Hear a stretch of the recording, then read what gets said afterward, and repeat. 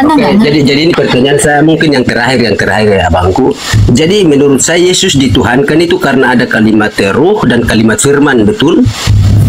Dia dituhankan karena dia mengakui dirinya Tuhan kok. Yohanes 13 ayat Nah, 13. di mana dia mengakui dirinya Tuhan? Baca Coba Yohanes kita. 13 ayat 13. Kamu menyebut aku guru dan Tuhan, memang benar aku adalah guru dan Tuhan. Oke, di situ terjadi kontradiksi antara Tuhan atau Tuhan. Kita lihat Bahasa Yunaninya Tuhan apa yang di sana? Bahasa Yunaninya cuma satu. Ya, coba jelaskan. Oke. Bahasa Yunaninya di sana Kyrie. Kyrie itu artinya apa? Ya. Kyrie eleison Tuhan, itu artinya Tuhan. apa? Hmm? Hmm. Nah, Kyrie eleison Ya, itu coba artinya apa? artikan. Ya, jangan coba jangan artikan tanya saya. artinya. Saya tanya kamu, kan kamu yang gugat saya. Nah, Jadi kalau Bapak enggak tahu, jadi begini. kalau Bapak enggak tahu jangan sok-sokan menggugat. Gitu loh. Nah, saya sekarang tanya, Bapak bilang itu artinya Tuhan dan Tuhan itu berbeda. Sekarang tunjukkan sama saya bahasa asli Yunaninya itu apa? Apa isi dari bahasa asli? Ya kalau Oke, Hah? kalau bahasa Yunani aslinya memang Tuhan, tetapi Ya dalam udah, kalau Bible udah 100% Yesus mengakui dia sebagai Tuhan. Gak usah banyak cerita. Kalau di sana Oke, udah oke, Tuhan, oke. ya udah kamu mengakui dia Tuhan. Kamu tinggal baptis aja, Pak. Oke, Pak, kapan dibaptis? berarti kita Bible. Kapan Berarti dibaptis? begini, artinya saya siap dibaptis, yang penting jangan ada kontradiksi di dalam Bible. Oh, nggak Contohnya, ada. Lebih banyak konsep kontradiksi di dalam ketuhanan. kitabmu, Pak. Oke, Lebih oke. banyak kontradiksi Oke, dalam oke. kitab Bapak. Kalau masalah Saya bertanya satu lagi, itu begini, kontradiksi. Abangku. Enggak, coba saya tanya sama Bapak. Bapak Islam kan? Betul Sabar kan? dulu, artinya Nah, saya kalau enggak, ini kan kalau masalah kontradiksi, saya bisa menunjukkan kitabmu lebih banyak kontradiksi. ya sabar dulu, artinya Nah, ini kan berbicara Coba kontradiksi jawab mengenai satu Bible. hal yang saya ajukan. Siapa saksi kenabian dari nabimu? Kenapa kamu percaya dia?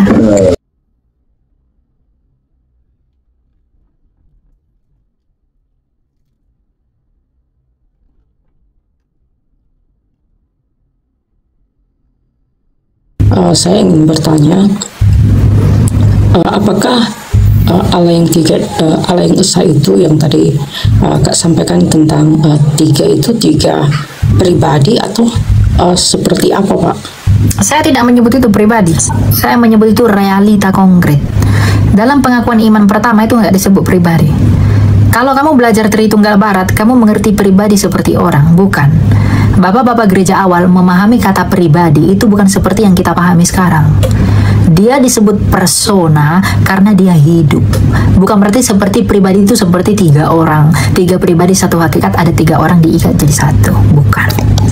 Makanya bahasa yang lebih tepat menjelaskan itu adalah hipostasis, yang artinya realita konkret dari Allah yang hidup itu. Di dalam satu usia hakikat Allah Sang Bapa itu. Oh, jadi kalau waktu kan Kak Elia tadi mengatakan bahwa Yesus itu adalah firman-Nya Allah ya. Betul.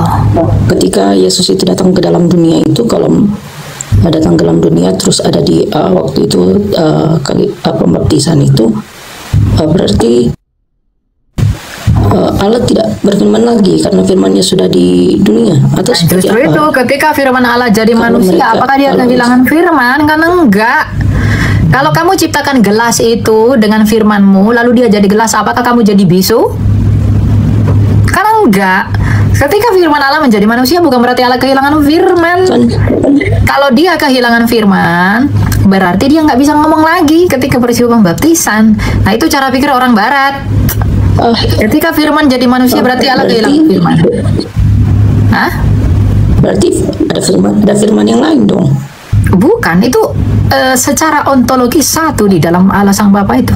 Ketika Allah berfirman, jadilah begini, lalu kamu bilang firman itu ada jutaan. Firman dalam esensinya di dalam Bapa itu satu. Dan satunya di sana bukan satu numerik, tapi satu ordinal. Jadi kalau kamu pahami, kamu hitung-hitung secara numerik ya nggak mungkin. Tapi satu di dalam penyataan Allah itu. Ketika dia berteofani, kadang dia berteofani jadi api kepada Musa, semak duri yang tidak terbakar. Dia berteofani jadi manusia, jadi malah Adonai sama si Hagar. Lalu dia berteofani lagi sama si Yakub dalam bentuk malah Yahweh. Jadi ada berapa? Itu firman yang berteofani. Kau pikir itu Bapa? Itu Yesus, firman yang berteofani. Nah, lalu ada berapa firman? Ada banyak firman begitu? Bukan. Realitanya hanya satu, tapi penyataannya banyak. Nah, ketika menjadi manusia, firman itu menyatakan dirinya dalam keadaannya sebagai manusia. Nah, di perjanjian lama banyak. Bagaimana Yahweh lah, sebagai api, sebagai tiang awan lah, sebagai apalah, segala macam. Tapi di perjanjian baru, dia benar-benar menjadi manusia. Jadi kamu bedakan di firman itu dalam esensinya, dalam realitanya, dan firman itu dalam penyataannya. Kamu bedakan itu dulu. Jangan sampai mengatakan firman itu cuma gelar ngawur. Nah, kan gitu, barat tuh pikirnya gitu. Terus gelar itu seperti apa, Pak? Hah? Berarti Berarti apa? Berarti firman itu ketika menjadi manusia terpisah dari apa dong? Oh, enggak dong. Ketika saya menciptakan pulpen ini jadi pulpen, ini kan firman saya jadi pulpen nih. Berarti Yesus itu dicipta dong? Oh ya, kemanusiaannya dicipta memang. Kan dari Maria, dari surga nggak ada tubuh. Dicipta Bapa? Iya, dicipta oleh Allah. Tubuhnya itu ciptaan. Bapa atau? Ya Allah itu. Ya sang Bapa bersama firman dan rohnya. Ya firman itu, Allah itu, sang Bapa bersama firman dan rohnya. Kan Bapa itu menjadikan semuanya oleh firmannya. Yang mencipta Bunda Maria siapa? Allah, sang Bapa. Dihidupkan oleh siapa? Oleh rohnya. Dicipta oleh apa? Oleh firmannya. Dan ketika firman itu menjadi manusia, dia mengambil kudrat dalam kemanusiaannya dari Maria itu. Jadi apakah Yesus ciptaan? Kemanusiaannya memang ciptaan, tetapi hakikat ilahinya itu bukan ciptaan. Kalau kemanusiaannya bukan ciptaan, lalu dari mana? Dari surga. Di surga darah dan daging itu tidak ada. Nah, kalau kamu bilang tubuhnya itu dari surga, wah ngeri. Makanya kita percaya Tuhan Yesus itu punya dua natur. Dia punya natur ilahi, dia punya natur insani. Gitu.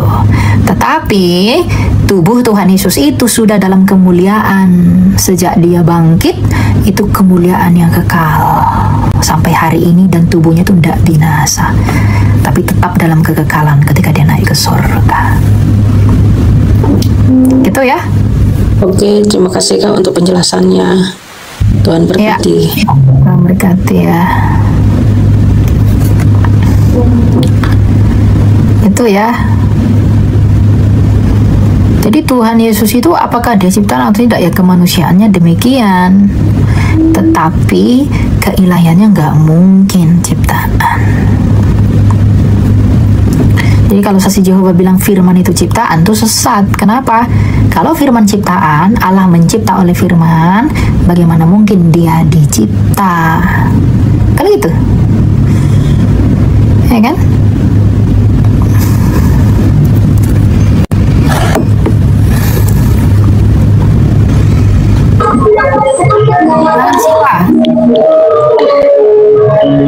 Kak, saya mau bertanya, tapi saya Islam, boleh nggak? Nggak apa-apa dong, siapa tahu kamu dibaptis. Ya, kan Tanya apa? kalau emang Yesus itu Tuhan, kenapa dia datang belakangan, Kak? Kenapa setelah Nabi Adam, Nuh, Saleh gitu? Terus yang menciptakan Nabi Adam, Nuh, Saleh yang lainnya itu siapa, Kak? Oke, saya dulu ya. Kamu kayaknya lagi kondangan. Kalau Yesus itu Tuhan, mengapa dia datang belakangan?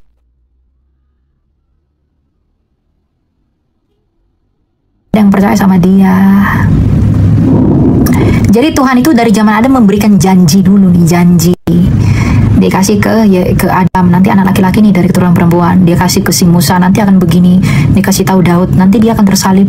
Dia akan ngomong Eli Eli lama sabatani. Dia ngomong ke Nabi Mika, nanti dia akan lahir kandang domba. Dia ngomong ke Yesaya, nanti dia akan terpaku di kayu salib di antara dua orang penjahat. Baru dia ngomong ke Yeremia, nanti dia tulang-tulangnya tidak akan diremukkan. Dia ngomong ke Yeskiel, dia itu akan menderita sengsara. Dia ngomong ke nabi-nabi dulu nih, ciri-ciri yang akan datang ini.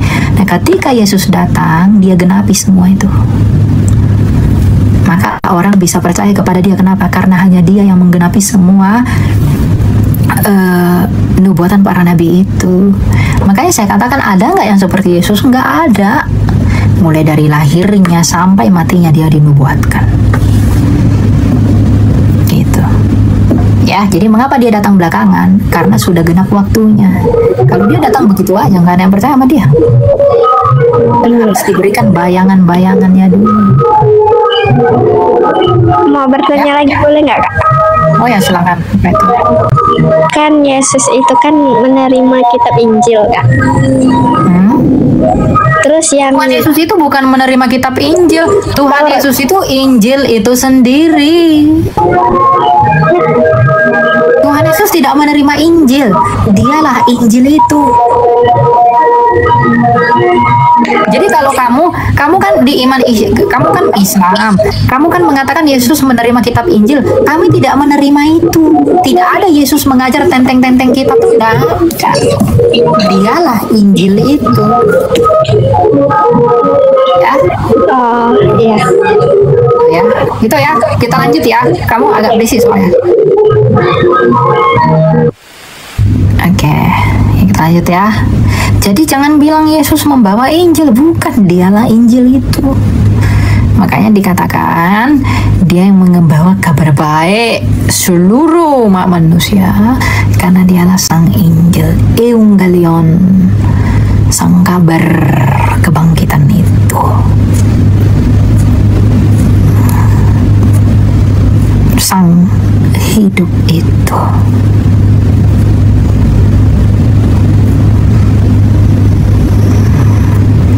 Banyak kali orang mau naik, 100 orang dari tadi nggak berkurang-kurang. Pala.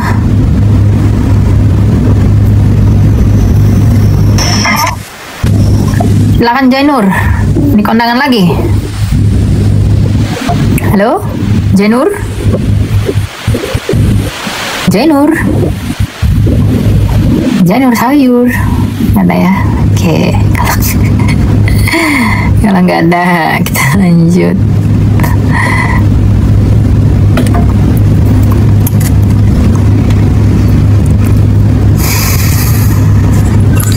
Silakan alun-alun, Abang. Alun-alun. Ya, selamat malam, abangku. Ya, silakan Pak. Tanya apa Pak? Alun-alun mana ini Pak? Boleh tanya. Ya, alun-alun Maluku Utara. Oke, silakan. Jadi begini, abang. Jangan Kan di dalam Kristen itu kan di dalam. Kenapa? Lanjut. Ya. Di dalam ajaran Kristen itu kan sudah menjelaskan mengenai surga dan neraka. Ya. Kan. Apa Lalu? itu surga? Ini kan menurut Matius 7 ayat 15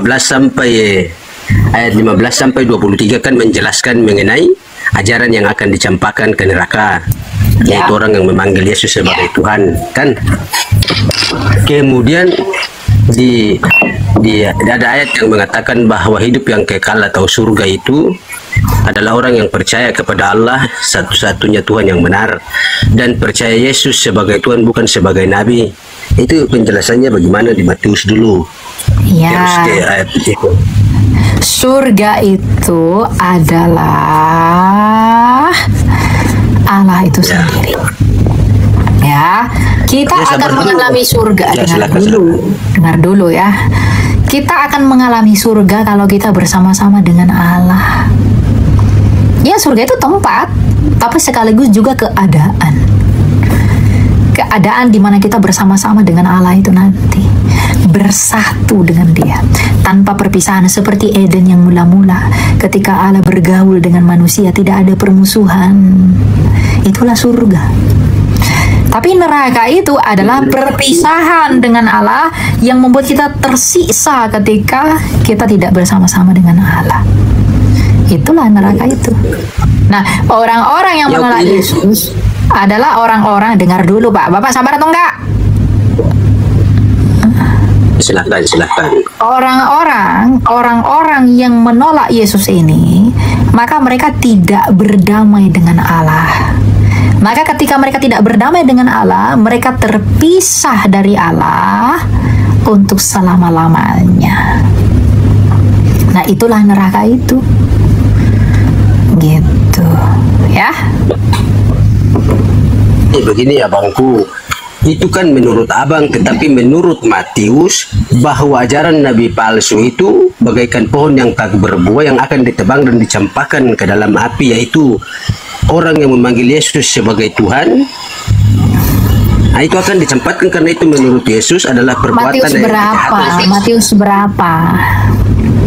Oke, Matius 7 ayat 15 sampai 23. Itu tentang orang-orang, gini Pak. Itu tentang orang-orang yang memanggil Yesus Tuhan tetapi tidak melakukan apa yang Yesus mau. Matius 7 kita baca ya. Jadi bukan yang menuhankan Yesus. Thomas menuhankan Yesus, tapi apakah Yesus bilang ketika Thomas berkata, "Ya Tuhanku dan Allahku," apakah Yesus bilang, "Kamu akan ke neraka loh"? Enggak. Jadi nggak gitu artinya Pak. Baca Alkitab tuh jangan seperti baca Quran, nggak boleh. Kita baca ya Matius 7 ya. Jadi jangan baca Alkitab kayak baca Quran, nggak boleh Pak. Nah kita baca ya. Nih mulai ayat 15 ya. Waspadalah terhadap nabi-nabi palsu yang datang kepadamu dengan menyamar sebagai domba. Ya. Oke, dari buahnya lah kamu akan mengenal mereka. Dapatkah orang memetik buah anggur dari semak duri atau buah ara dari rumput duri? Tidak baik menghasilkan buah yang tidak baik. Tidak mungkin pohon yang baik menghasilkan buah yang tidak baik, ataupun pohon yang tidak baik menghasilkan buah yang baik. Setiap pohon yang tidak menghasilkan buah yang baik akan ditebang dan dibuang ke dalam api. Jadi dari buahnya kamu mengenal mereka. Jadi ini tentang orang-orang yang mengaku Kristen. Terus. Dengar dulu. Orang-orang yang mengaku Kristen tapi tidak memiliki buah, ya. Baru di sini. Bukan setiap orang yang berseru kepadaku Tuhan, Tuhan akan masuk ke dalam kerajaan surga, melainkan orang yang melakukan kehendak Bapakku yang di surga. Jadi bukan orang yang cuma ngomong doang Yesus itu Tuhan, tapi nggak melakukan kehendak Bapa. Dan itu dijelaskan oleh Yesus gimana caranya. Ayat 22. Nanti di hari terakhir banyak orang yang akan bilang, Tuhan, Tuhan, bukankah kami bernubuat demi namamu dan mengusir setan demi namamu dan mengadakan banyak mujizat demi namamu? Pada waktu itulah aku akan berseru kepada mereka berkata, aku tidak pernah mengenal kamu. Enyalah dari hadapanku, hai kamu yang melanggar perintah Allah. Jadi bukan orang yang berseru Yesus Tuhan, Tuhan yang akan ke dalam surga, tapi orang yang melakukan kehendak Bapa, yaitu percaya Yesus dan melakukan perintah Yesus. Apa kehendak Bapakku? Apa kehendak Bapa itu? Dengar dulu. Dikatakan di sana bukan setiap orang, tapi yang melakukan kehendak Bapa kan, Pak, yang masuk surga di sana kan, betul nggak? 10 pun Taurat itu kehendak Bapa. Ya, kehendak Bapa itu apa? Baca Yohanes 6 ayat 40. Sebab inilah kehendak Bapakku, yaitu supaya setiap orang yang melihat Anak dan yang percaya kepadanya beroleh hidup yang kekal, dan supaya aku membangkitkannya pada akhir zaman. Jadi kehendak Bapa itu apa? Ya percaya Yesus. Jadi kehendak Bapa itu apakah percaya Yesus sebagai Tuhan atau sebagai utusan? Sebagai Tuhan, sebagai Tuhan. Oh, berarti ketika Thomas memanggil Yesus Tuhan dan Allah, apakah Tuhan Yesus marah? Ketika Thomas panggil Yesus itu Tuhan, apakah Yesus marah? Ya, berarti kontradiksi yang Anda katakan. Bukan, justru karena Bapak yang tidak bisa menafsir kitab suci. Ini peringatan tentang nabi palsu. Nabi palsu itu apa, Pak? Yang seakan-akan dia nabi benar tapi palsu. Ya, bukan. Nabi palsu itu yang mengakui, nabi palsu itu orang yang mengatakan Yesus Tuhan, tetapi dia tidak melakukan apa yang Yesus perintahkan, yaitu hukum-hukumnya. Jadi bukan yang menuhankan Yesus, wong Thomas juga menuhankan Yesus, rasul-rasul yang lain juga memanggil Yesus Tuhan, tapi Tuhan Yesus tidak menolak mereka. Kenapa? Karena mereka melakukan kehendak Yesus. Oh, berarti di satu sisi dia menerima dia sebagai Tuhan, tetapi di sisi lain dia menolak dia dipanggil Tuhan sudah. Dia menerima orang, kuncinya begini. Dia menerima orang yang menyebut dirinya Tuhan dan berbuat seperti yang Yesus mau. Tapi dia menolak orang yang menyebut dirinya Tuhan tapi tidak melakukan perintah dia. Jadi kalau hanya mengaku Yesus Tuhan tapi tidak melakukan perintah Yesus, Yesus akan menolak dia. Tapi kalau mengaku Yesus Tuhan dan melakukan perintah Yesus, dia akan diterima. Ya, jadi begini abangku ada ayat yang mengatakan, aku datang bukan untuk meniadakan hukum Taurat, tetapi aku datang untuk menggenapi hukum Taurat. Bahkan dalam Taurat satu titik pun tidak akan dirubah sampai bumi dan dunia ini hancur. Itu adalah kemauan Yesus. 10 hukum Taurat menuhankan Allah, hanya menuhankan satu-satunya Allah. Jadi kemauan Yesus itu begini abangku.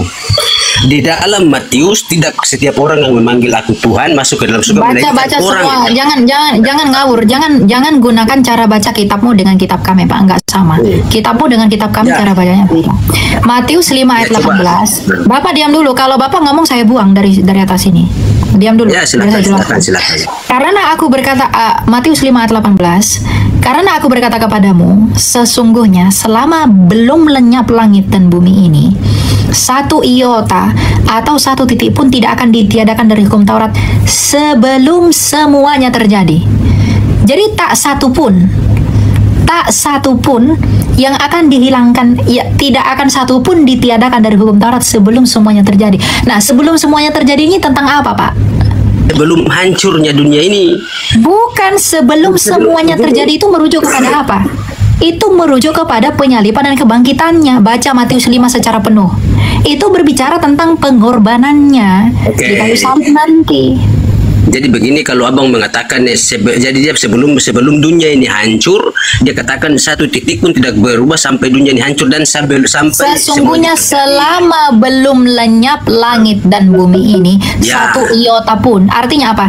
Kalau langit ini belum lenyap satu iota pun, itu tidak akan hilang dari hukum Taurat sebelum semuanya terjadi. Semuanya terjadi itu merujuk kepada apa? Baca ayat setelahnya. Oke. Baca ya ayat 19. Dengar, jangan tagih ya. Jangan tagih di sini. Kalau kamu enggak mau dengar saya turunkan. Ya. Ya, diskusi saja. Artinya kalau turunkan berarti tidak saya, Pak. Enggak usah tagih ya. Ayat yang ke-18 dan 19. Nah, ya. Karena itu, siapa yang meniadakan salah satu perintah hukum Taurat, sekalipun yang paling kecil, dan mengajarkannya demikian kepada orang lain, ia akan diberi tempat paling rendah dalam kerajaan surga. Tetapi siapa yang melakukan dan mengajarkannya, ia akan diberi tempat yang tinggi dalam kerajaan surga. Namun aku berkata kepadamu, jika hidupmu tidak lebih benar daripada ahli-ahli Taurat dan orang Farisi, sungguhnya kamu tidak akan masuk ke dalam kerajaan surga. Jadi itu tentang apa? Tentang penggenapan yang akan dia lakukan. Oke. Hidup yang kekal kan artinya surga, betul? Betul. Jadi Yesus mengatakan hidup yang kekal itu adalah percaya dia Allah satu-satunya yang benar, dan percaya Yesus sebagai utusan bukan sebagai Tuhan. Jadi ketika Thomas memanggil dia Allah, mengapa dia tidak menolak dia disebut Allah? Iya, berarti kontradiksi. Di satu sisi dia menerima sebagai Tuhan, di satu sisi dia melarang sebagai Tuhan. Bagimu, Pak, karena Anda tidak mengerti. Karena Anda tidak mengerti bagaimana cara membaca kitab suci ini.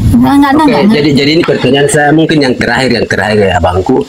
Jadi menurut saya Yesus dituhankan itu karena ada kalimat Ruh dan kalimat firman, betul? Dia dituhankan karena dia mengakui dirinya Tuhan kok. Yohanes 13:13. Nah, di mana dia mengakui dirinya Tuhan? Baca Yohanes 13:13. Kamu menyebut aku guru dan Tuhan, memang benar aku adalah guru dan Tuhan. Oke, di situ terjadi kontradiksi antara Tuhan atau Tuhan. Kita lihat bahasa Yunaninya apa di sana? Bahasa Yunaninya cuma satu. Ya, coba jelaskan. Oke. Bahasa Yunaninya di sana Kyrie. Kyrie itu artinya apa? Ya. Kyrie eleison itu artinya apa? Nah, Kyrie eleison itu artinya apa? Artikan. Ya, jangan tanya saya tanya kamu, kan kamu yang gugat saya. Jadi kalau Bapak enggak tahu, kalau Bapak enggak tahu jangan sok-sokan menggugat. Gitu loh. Nah, saya sekarang Bapak bilang itu artinya Tuhan dan Tuhan itu berbeda. Sekarang tunjukkan sama saya bahasa asli Yunaninya itu apa? Apa isi dari bahasa asli? Ya, Oke, kalau bahasa Yunani aslinya memang Tuhan, tetapi Ya dalam udah, kalau Bible udah 100% Yesus mengakui dia sebagai Tuhan. Gak usah banyak cerita. Kalau di sana udah Tuhan, ya udah kamu mengakui dia Tuhan, kamu tinggal baptis aja, Pak. Oke, berarti kita Bible. Kapan Berarti dibaptis? begini, artinya saya siap dibaptis, yang penting jangan ada kontradiksi di dalam Bible. Enggak Contohnya, ada. Lebih banyak kontradiksi di dalam kitabmu, Pak. Lebih banyak kontradiksi dalam kitab Bapak. Kalau masalah saya bertanya satu lagi, saya bertanya itu kontradiksi. Enggak, coba saya tanya sama Bapak. Bapak Islam kan? Betul kan? Sabar dulu, artinya saya kalau masalah kontradiksi, saya bisa menunjukkan kitabmu lebih banyak kontradiksi. Ya, sabar dulu, artinya ini kan berbicara. Coba jawab satu hal yang saya ajukan, siapa saksi kenabian dari nabimu? Kenapa kamu percaya dia? Jadi saksi kenabian dari nabi kami adalah banyak siapa yang menabiskan? Siapa yang menabiskan nabimu menjadi nabi? Satu Allah orang aja. Subhanahu. Ya, siapa saksinya? Siapa saksinya? Abu Bakar. Saya pun bisa bisa mengaku saya nabi, tapi ada nggak saksinya? Nah, nabimu dianggap jadi nabi. Abu Bakar itu dari suku apa? Ya, kalau Abu Bakar itu kalau lihat di Google itu dari suku apa, artinya pertanyaan ini kan diskusi masalah lintas agama. Iya, makanya saya tanya Bapak gini loh. Bapak dari tadi gini, Bapak berani tanya, Bapak berani menanya, maka Bapak harus berani ditanya. Ya, sekarang saya tanya, yang menabiskan nabimu itu siapa dan saksinya dari suku apa? Oke. Jadi banyak saksi para sahabat itu, banyak ada Khalid bin dari suku apa? Ya, itu dari silsilah sejarah kan banyak di Google yang aja itu kan sudah. Ya, coba kasih tahu ke saya dari suku apa. Ya, artinya itu kan bukan kontradiksi. Dari banyak sejarawan ini yang mau saya tunjukkan. Justru ini yang mau saya tunjukkan. Makanya saya tanya Bapak, dia dari suku apa? Atau enggak deh, gini deh, nabimu dari suku apa? Nabiku itu dari Bani Hashim. Oke, terus nah tuh saksi-saksinya dari suku apa? Ya, saksi-saksi kan pada saat itu banyak suku, ada yang dari Roma, yaitu yang dari Roma siapa, Pak? Mau saya penasaran, yang dari Roma siapa? Arum, pokoknya para sahabat yang marganya Arumi. Arumi itu nama Arab atau nama Latin? Arumi itu nama Arab atau nama Latin? Buktinya apa? Buktinya dulu. Mana? Nah, begini, jadi ada kan surat Ar-Rum, yaitu surat Romawi, Ar-Rum. Iya, Arum. Oke, Arum itu nama Arab atau nama Roma atau nama Latin? Karena saya tanya itu sukunya apa, bukan nama surahnya kitabmu, bukan itu yang saya tanya. Bapak pun udah lari-lari. Makanya jawab dulu. Dari suku apa saksi nabimu itu ketika menerima? Apa kamu percaya kepada dia? Siapa yang menjadi saksi dia nabi? Saya hanya tuntut satu loh. Sebutkan siapa saksi nabimu menjadi nabi. Satu aja. Ketika dia dicekik, begini. Ketika dia dicekik, siapa yang menjadi bukti dia dicekik? Dia kan mau dikatakan di gua, lalu dicekik. Lalu siapa yang menjadi bukti dia dicekik? Siapa saksi dia dicekik? Jadi menjadi saksi itu kan malaikat Jibril, sebagaimana malaikat Gabriel datang kepada Maryam, itu kan tidak saksi, cuma terdapat Maryam. Tapi Gabriel ketika bertemu Maria, gini. Ketika Gabriel menemui Maria, dia tidak pernah dicekik. Kenapa nabimu dicekik? Enggak dipeluk. Artinya begini, dia dicekik loh. Saya bisa tunjukin loh datanya loh. Dia dicekik loh. Ya, walaupun jangan bilang dipeluk. Walaupun abang bisa menunjukkan pendapat, tetapi itu ada pendapat lain yang membantah itu. Masalahnya gini, Pak. Bapak itu suka bohong. Kenapa? Saya bilang itu dia udah jelas-jelas dicekik, tapi Bapak bilang dipeluk. Apakah Bapak dibolehkan berbohong untuk membela imanmu?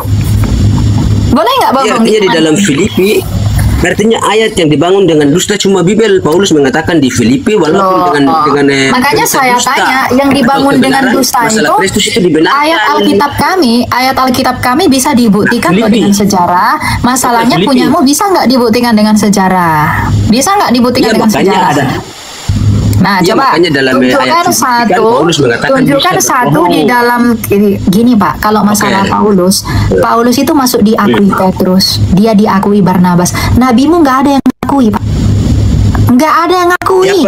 Siapa yang diakui Barnabas? Petrus mengakui Barnabas Paulus. dengan Lukas pergi meninggalkan Lukas Lukas karena dia mengakui menentang hukum Paulus. Taurat di surat Lukas.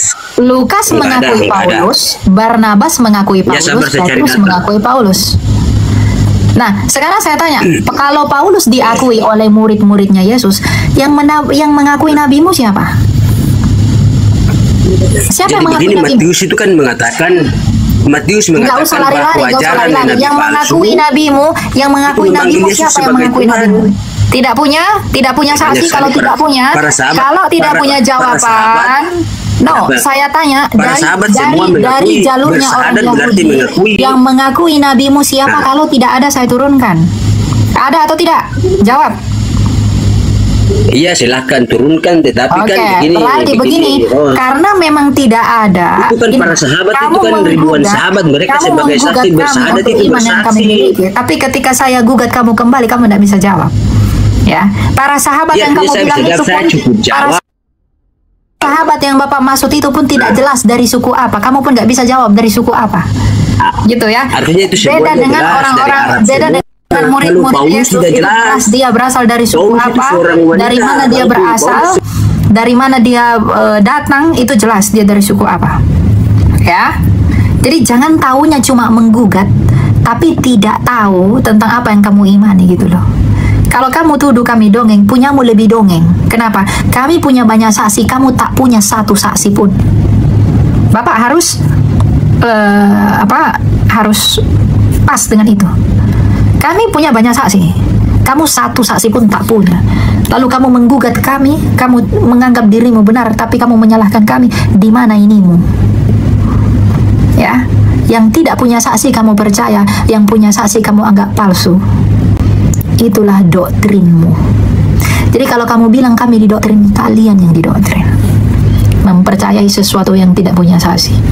Jadi yang kasihan itu siapa, saya atau kamu? Kamu, Pak. Ya, kami punya banyak saksi kok. Kami punya banyak literatur. Dan kamu nggak punya satupun. Saya tanya dari tadi siapa muridnya, dari suku mana, Bapak nggak bisa jawab, malah lari kemana-mana. Dari suku apa yang memberikan kesaksian itu siapa gitu loh, sehingga itu benar. Alkitab mengatakan kalau tidak ada 1-2 orang saksi, kesaksian tidak dianggap sah. Lalu kamu mengatakan kami penyempurna, satu saksi aja nggak punya, bagaimana mungkin sah? Hukum dui ganda saksi tidak dipenuhi. Gimana itu bisa sah? Gak mungkin kan? Gitu ya. Kalau Yesus bukan hanya 1-2 saksi, ribuan orang saksi. Paulus, Petrus mengakuinya, Barnabas mengakuinya, Lukas mengakuinya. Bukan hanya 2-3 saksi. Ya. Jadi kalau kamu ragukan Paulus, jangan-jangan Paulus nabimu dulu ragukan. Soalnya Paulus saja punya 3 saksi, punyamu 1 pun tidak punya. Itu ya. Jadi jangan suka-sukamu Pak menggugat iman orang, tapi imanmu sendiri nggak kau gugat. Bahaya itu. Yang bilang Alkitabmu karangan manusia, ya kamu periksa dulu punyamu yang pernah dibakar dan dimakan kambing itu. Oke. Jadi hati-hati ya. Jangan asal menuduh. Saya tadi mirroring itu biar dia juga belajar iman dia sendiri.